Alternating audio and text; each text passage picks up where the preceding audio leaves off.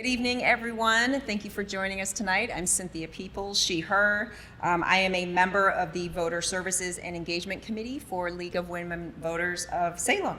And we are very excited to welcome everyone tonight to the 2025 Forum for the Ward 4 City Councilor candidates. Before we get started, we do want to offer a warm thank you to our gracious hosts, the City of Salem and the Community Life Center, for hosting not only League of Women Voters, but several other local organizations across Salem, and most importantly, for supporting civic engagement across Salem by hosting events and forums just like this.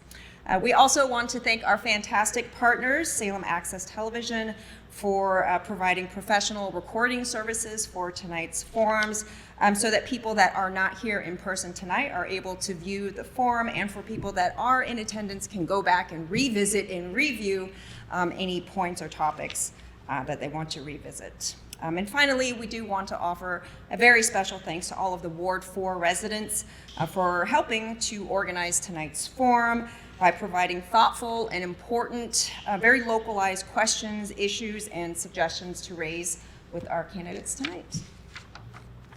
And it is my honor to introduce our moderator for tonight's forum, Hannah Levine.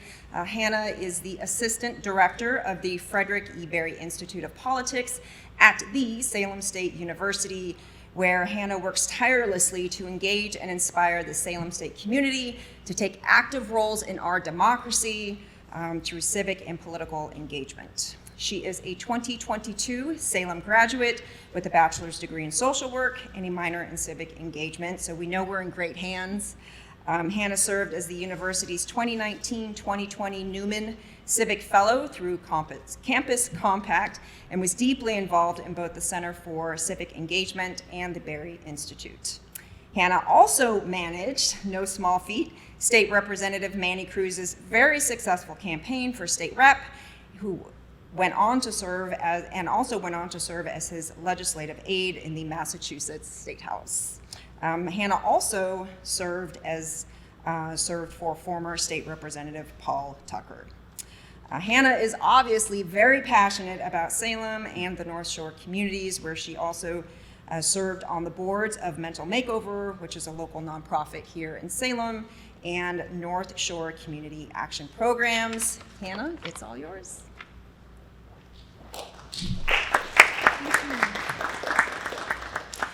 Thank you so much, Cynthia, and to the League of Women Voters. Good evening, everyone, and welcome to the Ward 4 City Councilor Candidate Forum. The Ward 4 City Councilor candidates are Timothy Flynn and Emmylou Manwill. We ask members of the audience to please silence your cell phones. Please also be quiet and respectful during tonight's forum so that everyone can hear the candidates' responses. Please hold your applause until the end of the forum. I will start by presenting the format and rules for the forum, and then we will have the candidates' opening statements. The questions were obtained tonight from members of the public. The forum organizers collected the questions and edited them for length and clarity. This event is a candidate forum. Good evening, everyone coming in. We are just getting started. Please have a seat. Thank you. This event is a candidate forum in which the candidates are presented questions and the opportunity to answer about their approach or ideas. They will not engage with one another and will not debate one another. There will be a 2-minute opening statements from each candidate this evening. Then I will ask the prepared questions, and each candidate will have 90 seconds to respond. There will then be 1-minute closing statements. We will start with the candidates' introductory statements. As I mentioned, each candidate will have 2 minutes. I will now flip a coin to determine who will go first. Tim is heads and Emmylou is tails. You can all see it in real time. All right, heads. So Tim, you will go first for your introductory statement. Okay, thank you. I'd like to start off by thanking the League of Women Voters for hosting this and for everyone coming tonight and my opponent for being here. My name is Tim Flynn, and I'm running to be the next Ward 4 City Councilor. I was born and raised in Salem, and the only time I ever lived outside of Salem was when I joined the military. I'm proud to say that I'm a graduate of Salem High School and Salem State College. For my career in Salem, I was a firefighter. I recently retired in my 32nd year, and upon retirement, I was a lieutenant and I was assigned as the city's fire marshal. I also currently work at St. John's Prep as a safety officer for a part-time job now that I'm retired, and I also served as a Salem Police Reserve officer for 7 years. I just wanted to say that it's very important for me being here tonight because I grew up in Ward 5, but I actually moved to Ward 4 with my wife, my future wife. We bought a house together, we raised 3 kids, and I just loved the neighborhood. I loved everything there. I couldn't imagine raising my children anywhere else. And because of that, I decided to run to be the Ward 4 councilor back in 2017. And I was lucky enough to serve 2 terms as your Ward 4 councilor. And I served 4 years on the Finance Committee, 4 years on Government Services, 4 years as the liaison to Veteran Services, and I chaired Government Services during my 2nd term. I really enjoyed being a city councilor. I felt at that time I was very informative, very responsive, and I was extremely hardworking. I always said that I wanted to give a strong voice to the Ward 4 residents, and I believe I kept my promise. I worked really hard to do that. Thank you. Emmylou? Okay. I also want to say thank you to the League of Women Voters for organizing this forum, and thank you to all the Ward 4 residents that took time out of their busy schedules to review and look at the questions and make sure that they were ward specific. Thank you to the Salem Access TV for being here and helping spread the word about this further beyond the limits of this room. And thank you to my opponent for participating in this important event and his many years of service as a local firefighter. For those of you I haven't met yet, I'm Emmylou Manwill. I'm running for Ward 4 City Council. My fiance Stephen and I discussed how moving to Salem was one of the best decisions that we've made. It's where we plan to continue to put down roots and raise our family. In my professional life, I'm a senior attorney at Metro West Legal Services, where I represent survivors of domestic violence, human trafficking, and Afghan refugees who fought alongside American soldiers in the war against the Taliban. That work has taught me how to listen, empathize, prepare, and fight, which is exactly what I want to bring to Ward 4. On the issues facing Salem and Ward 4, my platform is pretty simple. Safer streets with better infrastructure, a more responsive city government that listens to and cultivates communications and connections with the ward, and a new Salem High School with modern facilities and expanded vocational education and arts programs. I've had a great time, knocking doors this spring and summer and fall, and getting to know the issues, walking every single street of Ward 4, and getting to know neighbors and what issues affect them. Most importantly, understand that ward councilors are the level of government closest to the people, and I will always answer texts, phone calls, and emails, and I want to be the first person people call when their trash isn't picked up or there's a crack in their sidewalk. Thank you, and I hope to earn your vote. Thank you both. I will now start with the prepared questions. Responses to the questions will go in alphabetical order and then reverse so that each candidate responds first to a different question. The first question is, what are your ideas to improve traffic in Ward 4, reduce reliance on vehicles, and create more bike and pedestrian-friendly roads? Tim, you will go first. Thank you. That's a great question. I feel that we've done a great job in Salem with the bike lanes. They're pretty well known throughout the city, and basically traffic issues in Ward 4, we've had some issues on Marlborough Road where I've talked to different residents that we're having a lot of commercial vehicles, oversized, they're not supposed to be riding on that road, and we have some speeding. So I'd like to explore, as we did in the past when I was a ward councilor, with the Salem Police Traffic Division, I'd like to get them involved again for more enforcement on Manwill Road. I feel that is vital And also taking a look again one more time at Valley Street, I'm still seeing and I'm still hearing that there's still some speeding going around there.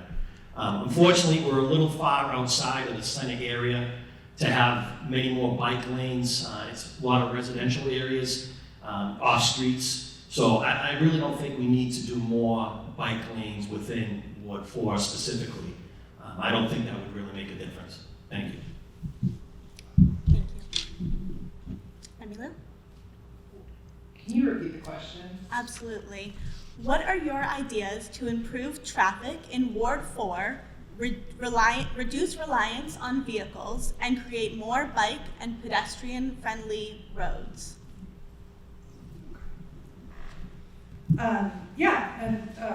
This is an issue that I've heard about across the ward, from door to door. People have issues with traffic, not being able to feel like they can get on a bike and ride around safely. And so I think one of the things that is slated to take place starting in spring 2026 is a Boston Street Corridor Improvement Project, and they are planning to add separated bike lanes in and a shared path in places where there's not enough space in the width of that. And they're also planning to reverse, as part of that project, the traffic flows around Pope Street and Proctor Street, which are a real tension point, especially with Proctor's Ledge being on Pope Street and the speed bumps on Proctor Street. People have been reporting a lot of speeding down Pope Street, and so the plan, as I was looking at it, is to reverse the traffic flow so you would come up Pope Street, and then you could go right down Proctor where there would be a red light, so that you wouldn't have the dangerous intersection where you're trying to turn left onto Boston Street off of Pope and trying to cross, 4 lanes of traffic sometimes. So the city is already looking at a lot of those projects, and so I think I would support that, and I support the permanent installation of speed bumps that's going to go in on Proctor Street as well. There's definitely other tension points in Ward 4 that I would like to look at, but those are the projects that are slated to start soon. Thank you. The next question will start with you, Emmylou. Last year, there were forest fires in Wards 3 and 4, and the fire department has invested in appropriate equipment as they believe such fires will be more prevalent and significant in the future. What further measures should the council take to make Salem more resilient, sustainable, and safe? Yeah, the brush fires were really alarming to me, and alarming from fire safety and potential wildfire hazard, as well as an air quality hazard. I remember multiple days walking outside my apartment, and the air quality was as bad as it has been in Salt Lake City, where I grew up, and that is, in the winter, has some of the worst air quality in the world.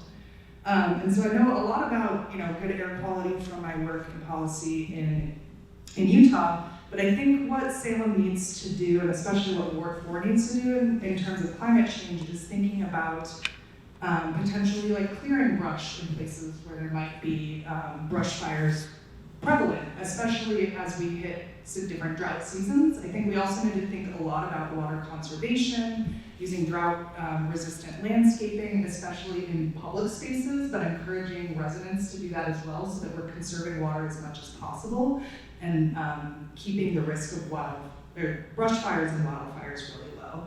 I was happy to hear that the fire department did acquire new equipment that could be used to kind of face brush fires in the future. And I was speaking with a retired firefighter at a door this weekend about how the fire department needs to ensure there's proper staffing of that, and that they know when they can use that and when they need to use it and when they don't. So this question is something that's very personal to me as a retired firefighter. I spent many shifts up in the woods fighting forest fires, and I can tell you as a firefighter, it is extremely, extremely hard work. It's usually during the dry season, it's usually very hot out, and usually the brush fires are not near the roads where we can use hoses or any of those equipments. So I don't know if people know when there's a brush fire out in the middle how we do it. Basically, we go out with straw brooms. As hard as that is to believe, we go out and we're out there trying to smother fires, and as we go further along, the fires come up right behind us because it's burning in the roots. It's a very difficult job, and I feel bad for the firefighters when they're out there. I'm glad to hear that they did buy that forestry truck. I've seen pictures of that. It has more access to getting off-road and getting the equipment further out. That way there, it gives them a little bit of an edge. It's a little bit less stressful on them. So I applaud the city and I applaud the mayor for helping purchase that. My suggestion is if you live close to the wooded areas, to trim back any brush, cut back as far as you can, so if you do have any type of a forest fire that's coming towards your property, at least there's a little bit of a barrier between, and that's something that you consider. Another thing I would consider is maybe a drone. Other departments may use that. It's easier to find out where the location of the fire is, and it's a little better for the firefighters to get out there with their equipment. Thank you. Thank you. The next question will start with you, Tim. What are your plans to address the affordable housing crisis in our city? What are your ideas for making renting and buying more affordable for Salemites and those wishing to live here? Well, that's definitely a subject that's very important right now. The rents are extremely high. My daughter in the audience telling me the prices that are out there, it's completely ridiculous. And if you want my honest opinion, part of the blame, I believe, is our local government at City Hall. I believe that rents, part of the reason they're high is because the cost to have a two-family or multi-family house. There's a trash tax. People that own a two-family house or more that don't live there, they have to pay monthly a trash tax, etc. Who do you think that cost is being transferred to? I would say the tenants. Same thing as far as increases in water and sewer bills, increases in taxes. A lot of these costs are being passed on to the tenants. And I definitely think that the city could do its share to also make it a little more affordable for the owners of houses. Something recently that just came through the council is the condo conversion fee. And I don't think that's fair either, because you're telling a homeowner, if they decide to sell their property that they're paying taxes on, now they're gonna get stuck with condo conversion fees. And in my eyes, if you tell that landlord that they're gonna pay fees and they have to keep that house, I think they might just up the rents even more. So I think the strategies the city is employing is part of the reason why rents are high in the city. And people should look at that. Thank you very much. Emmylou? Yeah, I think that it's important to kind of look at the housing roadmap that Salem created in 2022, which lays out the city's plans for how to increase affordable housing and how to increase make sure that we are preserving neighborhoods and not pushing out long-living, like people that have lived in these neighborhoods for many, many years. I think there's not going to be a one-size-fits-all solution.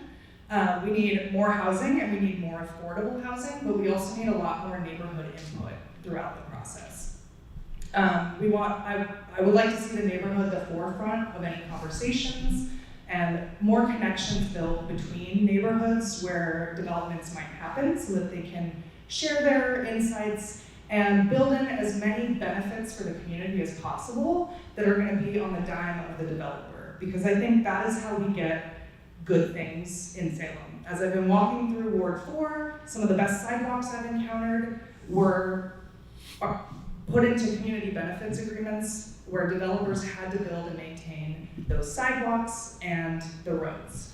And so I think that continuing to work with developers to build out city infrastructure is a way that we can keep the cost off the taxpayers while making sure that that neighborhoods are also getting a lot of input into the developments that are happening. And I think that there might... Thank you very much.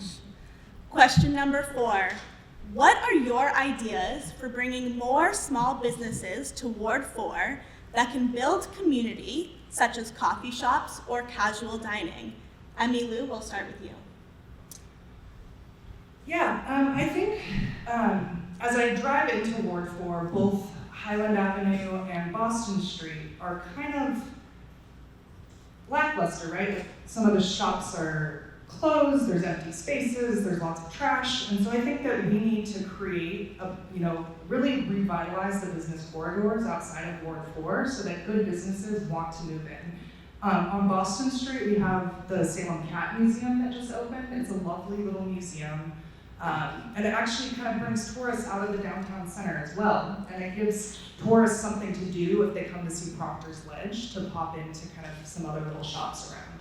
So I would love to see any sort of incentives or conversations that the city could have with other local businesses to expand beyond. I would love to see the A&J Kings on Boston Street actually have seating so that people could sit and enjoy coffee and chat with each other. I think the other thing that Ward 4 is really missing is a community space. And so I've been thinking through potential grants or potential partnerships with the state that could get pavilions put into some of our parks so that we have outdoor spaces that could be rented for parties or different spaces. There's a couple tables at Manwill Field, but not a lot of places for Ward 4 to gather. And so if we can't have community spaces, we should incentivize those local community partners or businesses to come in and offer that. Thank you very much. Tim? As Emmylou mentioned earlier, the new design of Boston Street going all the way from Essex and Mandy's all the way down to Harley Street where Stop and Shop is, that's been on the table since I was a councilor during my second term. We actually had meetings, I believe it was with the planning department. And there was a good vision that they showed during these meetings, or meeting that I had, where they would redo the whole corridor, which would make it definitely a lot more appealing. I do agree that we do need work on Boston Street, but we do have some successful businesses down there, and I think they're doing really good. If you look on Highland Ave, you have some businesses down there, and I don't know how you would actually be able to fit any more in on our side of Highland Ave. Half of Highland Ave is Ward 4, the other half is Ward 3. As you go down, we have April's down by Walmart, and there's really not that many other options if you look at the land on our side. We have a gas station going up right now down by Voters-Salem Ave, and we also have been talking about having a Popeye's fried chicken. So besides that, and that's right across from Burger King on the Ward 4 side. Besides that, I really can't see any other options for any coffee shops or meeting places. But we do have existing ones, and I think they are going to thrive when we eventually do that redesign in hopefully a year or two. Thank you. Thank you. Question 5. How will you improve the safety of the areas that are student heavy, such as the bus pickup and drop off on Boston Street and the areas around Witchcraft Heights Elementary? Tim, we'll start with you. Obviously, as a former first responder, safety is my #1 precedent, and I especially want children to be able to get to school safely. Boston Street, we could definitely do a better job with traffic enforcement. I definitely think it is getting busier down there, and I would like to see more enforcement in the morning. I know there's different buses that pick up for Essex Tech and other locations in the city. One thing that is very personal to me is when I was a councilor during my first term, meeting with the past administration, I asked the former mayor, I said, we need to complete the sidewalks on Bellevue Ave. I cannot understand how you have sections on Bellevue that do not have a sidewalk. And what makes it even more upsetting to me is that is a very busy road that leads to the only school in Ward 4, Witchcraft Heights. So as I had to do with my children, and I see it still today, people are walking on a sidewalk on Bellevue going to school, they gotta go out into the street and then go back on a sidewalk. I think that's totally not right. And sometimes, in some cases, you'll see students walking back and forth. They shouldn't be walking in the street. I'm hopeful, if I'm successful back getting as the Ward 4 councilor, this administration will be more responsive to taking this serious and really improving that.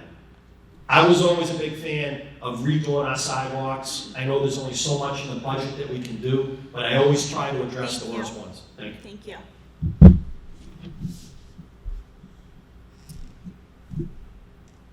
Yeah, I know that the city of Salem and and some other local cities did a study and with stop arm cameras installed on school buses, and between September 4th and December 30th of last year, in a pilot project, there was 3,371 violations of cars driving around school buses when they should be stopped in Salem.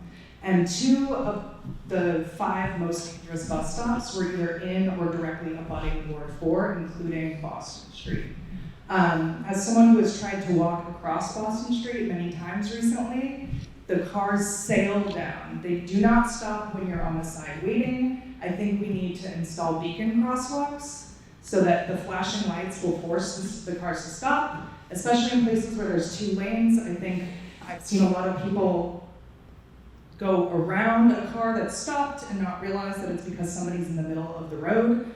And then I agree that we do need more sidewalks, especially in and around Witchcraft Heights Elementary.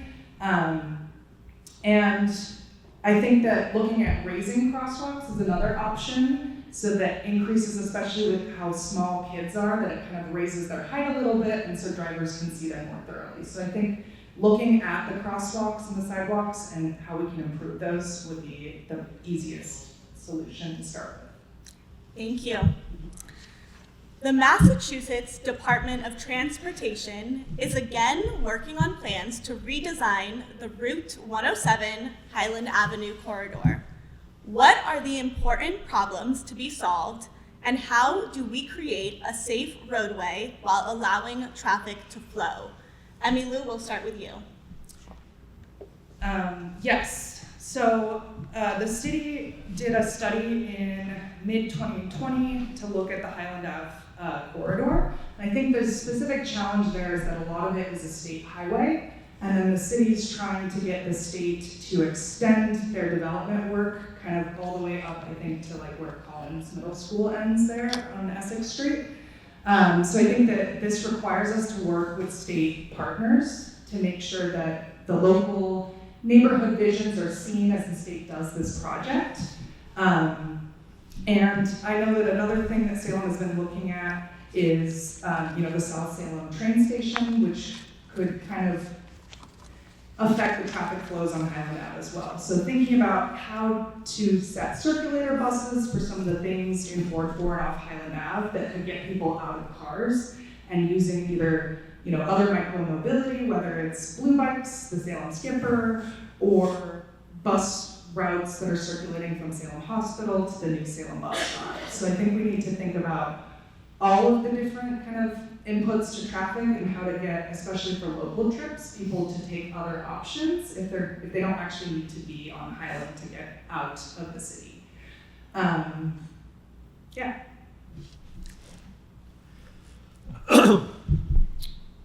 This has been going back since I was a counselor back in actually 2018 when I started. The state had a design plan that they were going to do. The former Ward 3 council leader, Lisa Peterson, and myself, we were both new counselors, and we held a meeting at the high school. And it was great. It was a workshop meeting, and we had neighbors there from Highland Ave, Ward 3 and Ward 4, to give suggestions that we could pass on to the state. It was a really productive meeting. And it's been going on for so long, and then it seemed the last 3 or 4 years, nothing. I don't know if it has to do with COVID, if that slowed anything down with the state, with their process. But again, falling back as a former firefighter, Highland Ave is a mess to get up there at certain times of the day. People that live, or if you're in the audience now, I would like to see Highland Ave wider, actually, because there's a lot of times, if you ever notice fire trucks, ambulance, or police, they can't get through the traffic. There's nowhere to go. They can't go left because of the guardrail. And sometimes on the right, there's no room for them to pull over. So my theory is, whoever's the councilor next in Ward 3 and Ward 4, I want to make sure they are involved in these discussions. I'd like to see the Ward 3 and 4 councilor again do what we did in 2018, if the state is serious about finally getting this done. Enough talk on this. Highland Ave really is a mess, and I don't want to see anyone get hurt. It has to be changed. It has to be modified. Thank you. Question 7. What are your ideas in terms of priorities, financing, and timeline to complete the Manwill Field remediation and restoration project. Tim, we'll start with you. Thank you. This is another sore subject with me, and the reason why, during my last term as a city councilor, that's when the project was started. Think about that, going back 4 years ago, over 4 years. That's when that project was started. They redid the park over there, and they did a great job with the skate park. They did an all right job with the baseball field for the high school, but we had the contaminants in Manwill Park. And I was under the impression back in 2021 that this was going to be resolved within a year. Here we are 4 years later. Terrible that it's gone that long. It's gone actually 2 different Ward 4 councilors, and now finally, thank God, work is being done. We actually city had a meeting with the planning, and they answered some questions a couple months ago. And as you can see now, there is active work down there. Anyone that knows me, I like to do videos and show people progress of different things going on in the city. It is a #1 priority for me. I have a list of things that I wanted to do if that question is asked. Manwill Park is my #1 priority, because I do take that personally. There's no way those neighbors should have been living like this.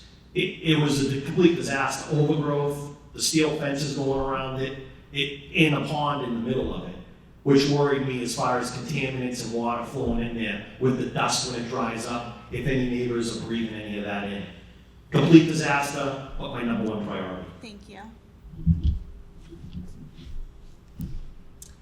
Yeah, I would say the priority is getting it done on the timeline that was just updated onto the city website, which I believe is supposed to open by the end of May. And I think the problem at this point, what I heard from the senior planner in charge of the project, is that the work was delayed too long because they found more water and more contamination than they thought, which made the soil removal actually more expensive on the taxpayers because it was heavier. And they weigh it when they're removing the contaminants from it. So as soon as that drainage issue got resolved, it was too late in the fall for them to actually do the plantings. And so it looks like they have leveled the field. I don't think they've added in all of the back, like kind of the 6 feet of soil on top that they need to yet. But my main priority and kind of concern about projects, especially in Ward 4, is that they're kind of out of sight, out of mind for the city. And I see the same thing with the playground that's right next to Manwill Field. The mayor posted that the playground installation, the ADA upgrades were supposed to be done, I think, back in the summer.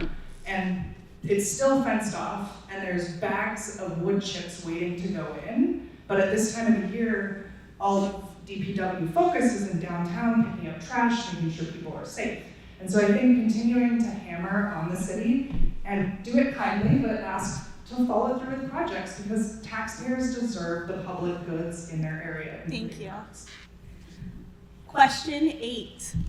How will you address food insecurity across Salem, especially in light of sweeping federal funding cuts to social services? Emmylou, we'll start with you. Yeah, I think in Salem we're incredibly lucky to have a bunch of great local resources that connect residents that need food with food. That is first and foremost the Salem Pantry. It's actually a regional food hub on the North Shore and continually expanding and absorbing other projects from other kind of food distribution centers. It just got, I think, a $500,000, like a big grant from Boston, the Greater Boston Food Bank, to continue expanding that work. And I heard the new location might actually be in Ward 4. I need to follow up with the pantry. But I think in addition to that, we have the Salem Run Mack Street Park Farm, or Mack Park Farm, which offers free produce during the summer to people. And I would love to see some more kind of farming and local food growing in Ward 4. I have a community garden plot in Flynn Park, which is just outside of Ward 4, and like this little carve out that's Ward 3. But I think teaching people to grow our own food is one of the best kind of solutions we have to keep the cost of food low. I would also love to see, I think in Ward 4 we're lucky to have Market Basket and Shaw's really close, but I think some of the people that live in other parts of the ward, like Witchcraft Heights or Gallows Hill, further from those, might need better ways to get there, right? So making sure that we're funding the skipper and other mobility options so that they can actually get to those big box grocery stores and get their food. Thank you. I think this is probably one of the most important questions that was asked tonight. We have to make sure that people in Salem are not going hungry. And I'm proud to say that we do have a lot of people in Salem that step up. I've seen councilors step up. I've seen City Hall step up. I've even seen the Council on Aging step up because I know they help for people that are in need of food. They actually deliver food to people's houses. Now the question is, if we do lose funds during these difficult times, how do we make these funds up? Maybe City Hall, we could get together and try to make a committee just focused on raising funds and making sure that no one goes without a meal in our city. Another option, I'd like to see maybe the city council step up. Maybe have can and food drives in each ward. That wouldn't be a bad idea. I'd be willing, absolutely, to spend my time if we could collect some food. It's very, very important. People are struggling nowadays. Bills are high, rent's high, mortgages are high. We have to step together as a community, all of us. The mayor, the councilors, council on aging, schools, even teachers, everyone. We have to notice if there's a family in need, and we have to step up.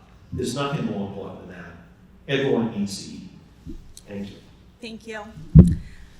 How do you intend to regularly involve residents of Ward 4 in city council decisions that affect them? Tim, we'll start with you. Could you repeat that? Sure. How do you intend to regularly involve residents of Ward 4 in city council decisions that affect them? Unfortunately, COVID ruined a lot of this. During my first term, we had an excellent neighborhood group meeting. It was the Gallows Hill Ward 4 meeting. And we used to meet monthly over at the AOH. And we had a pretty good attendance. We had Pat Liberty used to run it with Chuck Barton. And they did an excellent job organizing. And there's nothing more important than having neighborhood meetings. We brought in the police department, traffic department, and people could ask questions right there and get answers. And they could also inform these different departments of what they needed. We need to bring back the neighborhood meetings how they were. Now that COVID's over, we can meet in place. I'm actually a member at the AOH, and I spoke to the person in charge of there. They'd be willing to give us a room again, as they did, that we could use once a month. And I feel that if we can get the old crew back in there and recruit new people, that would be a great way for people to express what needs to be expressed. And I used to love to give an update of each previous city council meeting at these meetings. And of course, I would take the people's voices and bring a strong voice to City Hall so people knew what the people in Ward 4 wanted. Another way of communication, emails, social media. It seems more people on social media than reading the newspaper nowadays. And I feel that I am very responsive with that, and I try to get out there. Thank you. Yeah, this is something I think about a lot, and one of the reasons I decided to run for Ward 4 Council is that I had to go out of my way to find information on the city website, and the new city website has also been a challenge, and I know the mayor's office is working on continuing to try to improve that. But I think beyond responding to calls, texts, and emails, I already have sent several newsletters on my campaign this year. I plan to, if I was elected, continue sending regular newsletters. Social media is important, but I find that, there's diminishing returns on each form of social media ever more increasingly. People are driven towards video, so I put out some kind of reels or video content on my Instagram. But I think it's also really important to get out into the community and to have, if not regular community meetings, town halls, especially as they, maybe with other ward councilors or councilors at large, especially about big issues facing the ward. And I've also been talking about doing maybe like mobile office hours and popping up in different parks or different parts of the ward, whether it's a Dunkin' Donuts or a little business, so that people in and around those neighborhoods can come out at a time that's convenient to them. Because I know, a once a month neighborhood meeting is great, but not everyone can make those meetings. There's different commitments with childcare, work, and different obligations, and so trying to meet people where they're at. Thank you. What is your position on the plans to build a new public high school and the debt exclusion proposal for a temporary tax increase to allow Salem to fund its share of the cost of the new school? Emmylou, we'll start with you. I support the construction of a new Salem high school. I think there's clear consensus from the school committee and from administrators, students, parents, and teachers and paraprofessionals that we need a more modern high school to meet students' needs.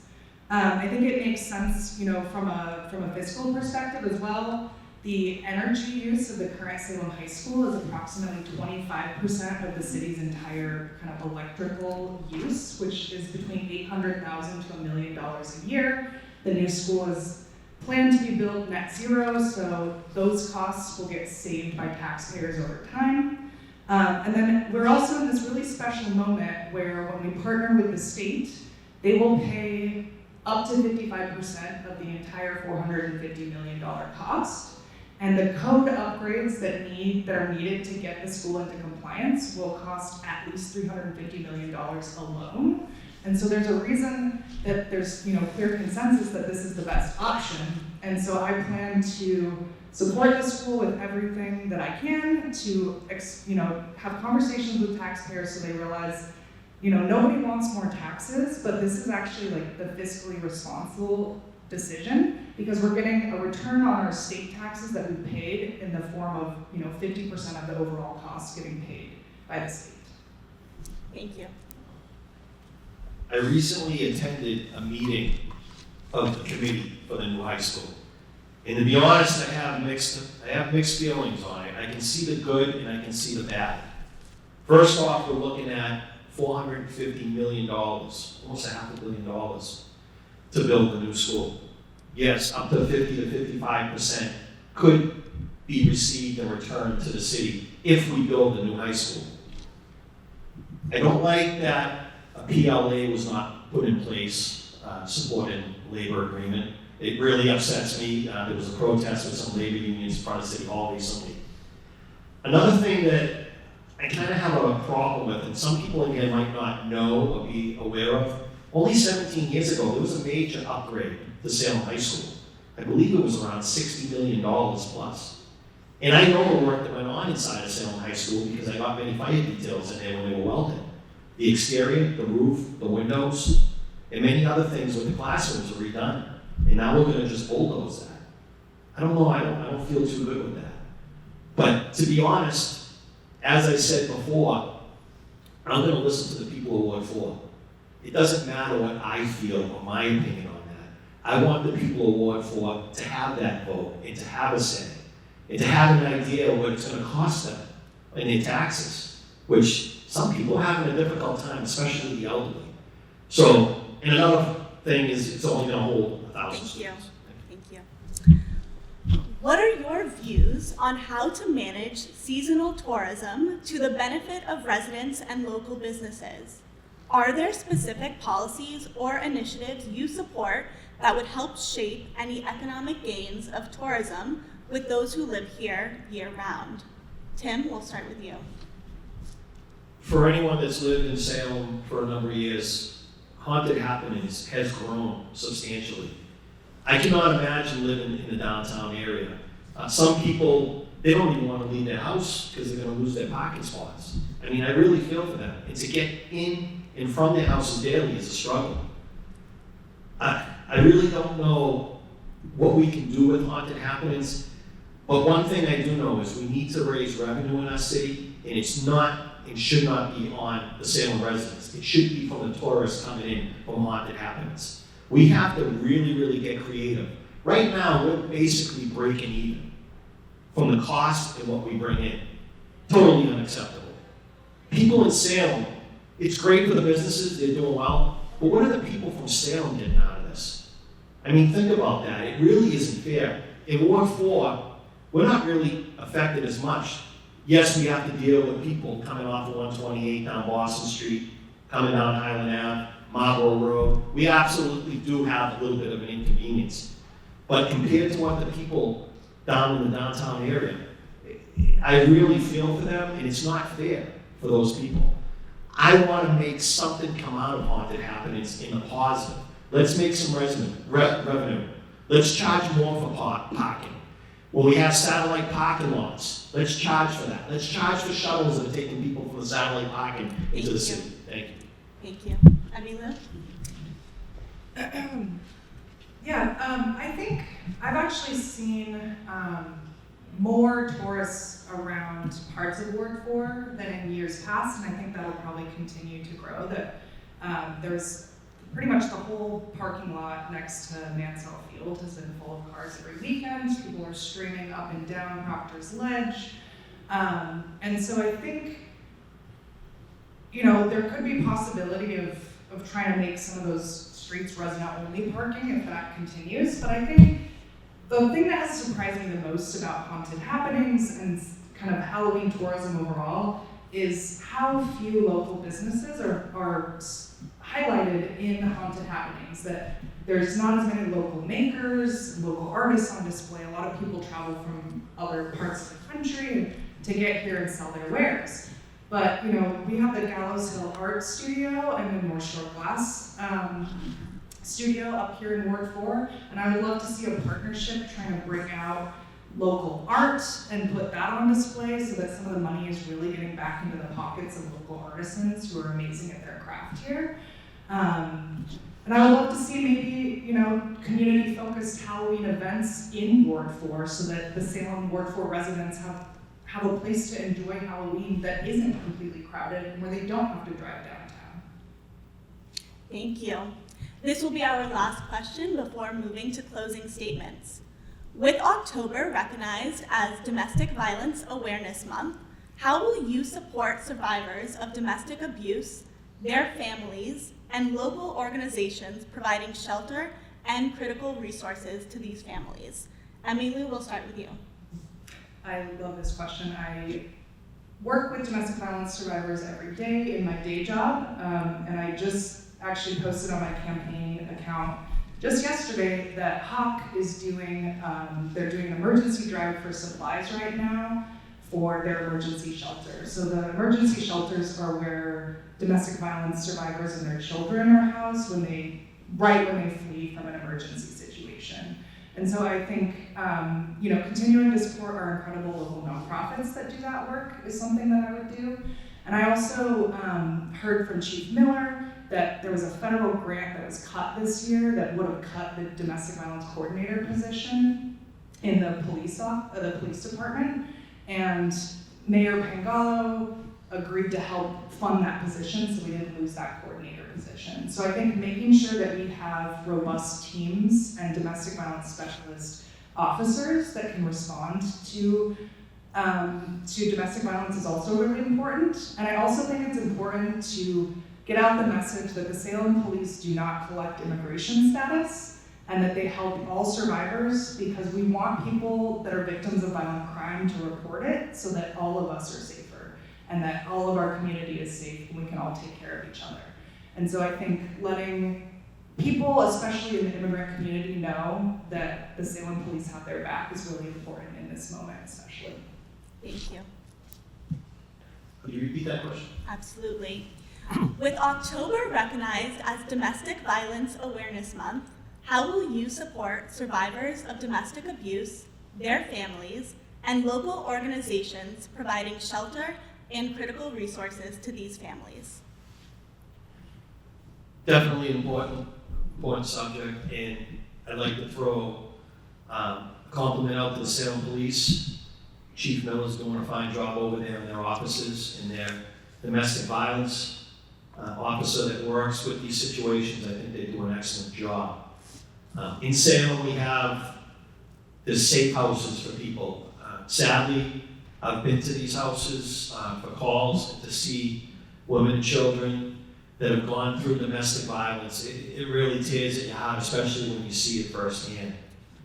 As a counselor, we could all work together and we can try to provide funds, provide meetings. Try to bring in funds so that at least these people that are going through some of the toughest times of their life know that they have the support of their city councilors, of their city government. They are the priority. I want to see as much effort put into this to make sure people are safe and make sure these safe houses continue on. I'd like to see more, if it's possible, if there's some way we could fit this into the budget. Every little bit helps. If we can help just one family, to me, that's worth it. Hopefully we can work together and we can help people that are in this terrible situation because they need our help. City leaders are supposed to help. Thank you. Thank you. Thank you both for your responses to the questions this evening. Next, we will move to closing statements, where each candidate will have 1 minute for a closing statement. We will go in reverse order from the opening statements. So Emmylou, you will go first. I'm running for City Council to give Ward 4 a strong voice in City Hall. Salem must do more on affordability, especially for seniors, traffic and safety for all road and sidewalk users, and ensuring clear, consistent, and regular communication between government and the people we represent. My top 3 priorities are infrastructure improvements and enforcement to make the streets and sidewalks safer for pedestrians and drivers, especially school children getting on and off their bus, and aging adults that have complained about scary sidewalks. Continuing to strengthen the standing of our public schools to prepare students for college or a career in the trades, most pressingly by advocating for the construction of a new high school, and maintaining consistent communication with Ward 4 residents, relaying timely updates and news from City Hall, and ensuring their feedback makes it to the City Hall as well. I hope I've earned your trust and vote, and please vote for me on November 4th at Witchcraft Heights Elementary. Thank you. Tim? Thank you everyone for coming tonight. I'll make this quick. No matter who wins on election day this year, there's going to be many new councilors, inexperienced and new to the process. If I'm given the opportunity, I have the knowledge, I have the experience, and more importantly, the common sense to step right in. Right after being sworn in, I can hit the ground running. I know this job. I know it takes 7 days a week. Nights, weekends, holidays, the phone rings all the time and I love it. My career is in helping people. And I hope that I can be put in a position to help people again now that I'm retired. Born and raised in Salem, I'm 100% Salem. I took my first breath in Salem and I'll probably take my last breath, God willing. I ask for your support. I ask you to give me a chance to come back to Salem and be your ward counselor. Number 1 priority, and I've always done this and I've proven it, I will have your voice heard at City Hall. You are the priority. I work for you. You're my boss. No one at City Hall is my bosses. You are. Thank you. Thank you both for your closing statements. Let's give a round of applause to both candidates.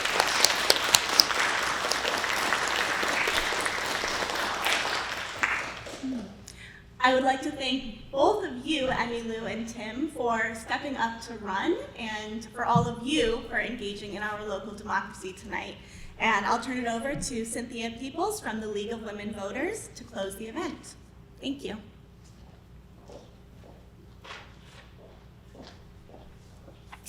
Thank you, everyone, and that's going to bring tonight's Ward 4 Forum to a close. I do want to jump on Hannah's coattail and thank both of the candidates. Again, I am a Ward 4 resident, so I was on the edge of my seat listening to all of your very thoughtful, innovative, and passionate responses.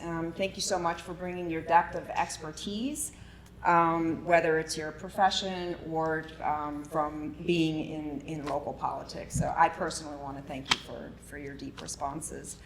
I also want to thank the wonderful Hannah. Thank you so much for agreeing to moderate the forum and doing a spectacular job. Yes. A big shout out to Salem State. Yeah, and we also want to thank the audience. Thank you so much for joining us, and thank you so much for watching us on Salem Access TV's recording. That will be available on SATV's YouTube government channel. And then we also want to thank our fabulous hosts, the City of Salem and the CLC, for hosting civic engagement, because democracy is not a spectator sport. So not only do you need to go out and vote, but you should absolutely be an informed voters, and it's forums like this and being able to get in contact with the candidates that help us be better voters and spread the word. And finally, we do want to thank you, the audience, for joining us tonight. So again, you can be a steward of democracy and helping government run smooth.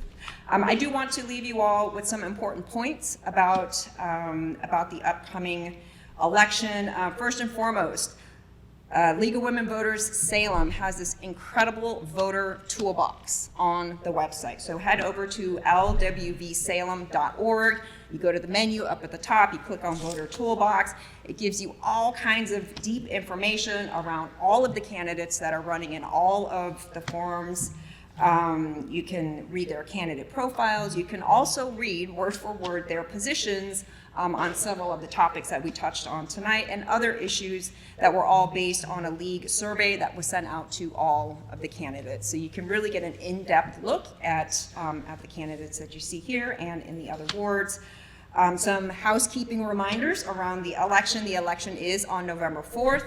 Polls are open from 7 a.m. until 8 in the evening. Voting for Ward 4, as Emmylou noted, is at Witchcraft Heights School on Frederick Street.